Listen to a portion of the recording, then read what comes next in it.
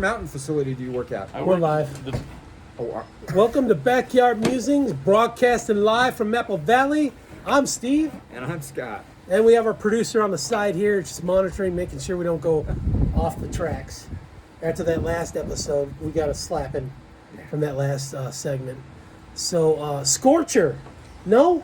Still hot. Oh my gosh. Gonna be hot all week. Give us a break. I've had the mister on my batteries like 24/7, trying to keep them cooled down, the batteries. Yeah, this is... Maybe that's what we should be broadcasting from. All right, check this out. What is the first thing you eliminate when you're going to invade someone? Communications.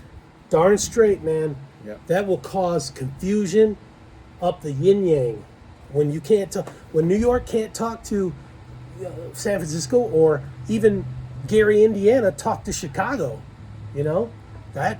communication, make it impossible for regions or localities to communicate with each other.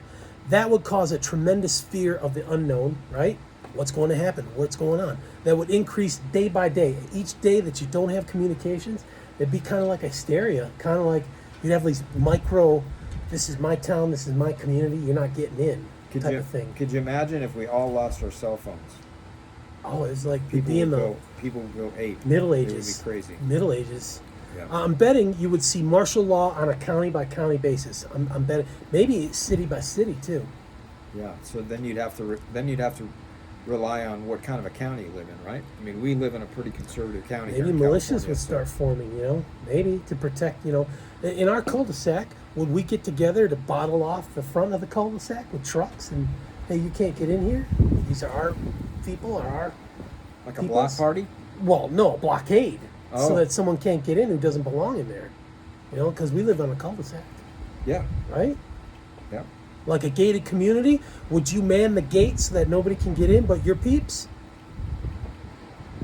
That could happen, right? Well, yeah, you'd want to hunker down somehow, Yeah, right? yeah. So, all right, so 2 years ago, February 2022, Russia launched a satellite called Cosmos 2553. Nobody but the Kremlin knows its intentions or capabilities. A few weeks after it settled into orbit, Russian troops invaded Ukraine. What a coinkydink, right? Let's get that satellite up first, and then boom, let's go. Yeah. Haven't we all worried about this conflict that it could spiral into a World War III? Yeah, about that. There's rumblings about Europe and Russian political people are talking about blowing up specific cities. Paris was one of them. I wonder if Iranian people are able to vote in Russia. We just talked about that. Voting in New York. Right, they should be able to. Well, I don't know. They should be able to, right? I mean, I know they're kind of friendly, but are they that friendly? The axis of evil. Yeah. We're not friendly, and we let it vote here. So Russia's breathing out threatenings against Europe. Last year in February, a congressman mentioned something about a serious national threat. Not sure if you caught that, but yeah, that did happen. They didn't tell us what. And a few officials pointed to this Cosmos 2553, concerned that the satellite is conducting tests that could lead to a nuclear weapon orbiting the Earth, kind of like the balloons, right? From China. Bad. Yeah. Russia claimed that no such weapon has been deployed. Of course. Yeah. No. Look over here. Don't look over there. We believe everything you said. Yeah. What would a nuclear detonation look like? To understand potential effects, we need to understand the satellites orbiting the Earth. Yeah, we got a lot of satellites up there. In 1962, the United States exploded a 1.4 megaton nuclear weapon known as Starfish Prime in space. I think we would call that reckless today, right? The bomb blast created a powerful electromagnetic pulse, that's how we learned about EMPs, and unleashed a belt of radiation that lingered in orbit for months. It crippled 1/3 of the 24, there was only 24 back then, 24 satellites in orbit at that time, knocking out streetlights in Hawaii and damaging the electrical grid. A Defense Department report noted its intense burst phenomena illuminated a very large area of the Pacific. Well, it's a light show, right? Do it on the 4th of July, right? When was that? 62. 1962? Yeah, right. Kennedy probably authorized it. 6 years old then, so I don't remember that. Okay, today it's a bit more crowded. There are 8,261 satellites that orbit the Earth. That's a lot, man. That is a lot. as reported by the geospatial world. The outermost are in the geosynchronous Yes. orbit. That means they're stationary. Okay. 22,000 miles above the surface of the Earth and are comprised of TV, radio, and communications and weather forecasting. Gets really crowded closer to the Earth in a because low orbit. There's less, when you're out, there's more area, And from surveillance and even Elon Musk's Starlink. The International Space Station is now in low orbit, 260 miles above the planet's surface. A detonation in space would have serious consequences. Cosmos 2553 orbits at about 1,200 miles above the Earth.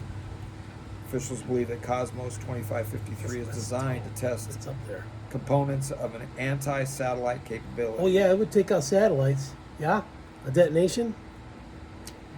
And it could cripple orbital technology with a nuclear detonation in space. You think? Today, a nuclear detonation would be far more serious, potentially knocking out many capabilities, from the internet services to early warning military systems from both the U.S. and its adversaries, right? So the only way you'd see the missiles coming in is if you see them, rather than on a radar. If satellites don't communicate to each other anymore, what would happen? They'd start careening into each other. Remember that Pixar movie, WALL-E, when by and large all those satellite debris was and they broke through it? Sorry, not familiar with You don't have WALL-E. grandkids? I do, but never Trust seen me, it. Pixar movie WALL-E. All that debris depicted orbiting the Earth, as in WALL-E. This would create fields of debris moving at more than 10,000 miles per hour, slamming into thousands of other satellites, in effect creating a cascade effect known as the Kessler syndrome. Scott, what is the Kessler syndrome? You seem to be the expert on this. In 2009, NASA scientist Donald J. Kessler wrote that modeling results that had concluded that the current debris environment was already unstable, such that any attempt to achieve a growth-free small debris environment by eliminating sources of past debris will likely fail because fragments from the future collisions will be generated faster than atmospheric drag will remove them. Yeah, it's not like they're going to careen into the atmosphere and burn up. We've got so many up there that just the debris is going to hit other satellites. And maybe come into hit Earth. Well, You don't know, right? Well, Skylab didn't burn up completely when it Right. came back to Earth. Sometimes you have to have a piece of Skylab to prove something to the federal government, that you're who you are, or give up your firstborn child. Too late for that. One implication is that the distribution of debris in orbit could render space activities and the use of satellites in specific orbital ranges difficult for many generations. Like 2, 3, 4 generations, yeah, until they That's clean it crazy. up, or until the debris gets into that atmosphere and burns up, right? This would turn the clock back decades on technology we now take for granted and rendering human spaceflight impossible, because there'd be just stuff flying everywhere Yeah. out there, right? Well, you'd hit it, and maybe it'd knock off an antenna, or like the way the Columbia shuttle crashed is that when it was coming in, Lost when a couple tiles. it lost tiles as it was taking off to get into orbit, right? And then when it re-entered, that heat went in there and boom. Yep. So Yep. the debris could knock stuff off, yeah. Unless you have shields. If you put up your shields with your warp drive technology Starship, then that would probably block off. Our producer's laughing. The Starfish I don't know why. prime explosion was seen from the ground in Honolulu, some 800 miles away from the detonation, on the night of July 9th, 1962. Oh, that's a good night to remember. This is before the assassination. Yeah. Yeah. Yeah. The blast interrupted telephone service, knocked out street lights, and set off burglar alarms. At higher yield and with low Earth orbit vastly more crowded than it was in the 1960s, a nuclear detonation would be totally devastating, wiping out a major component of global satellite infrastructure, says Grant Tremblay, One dude.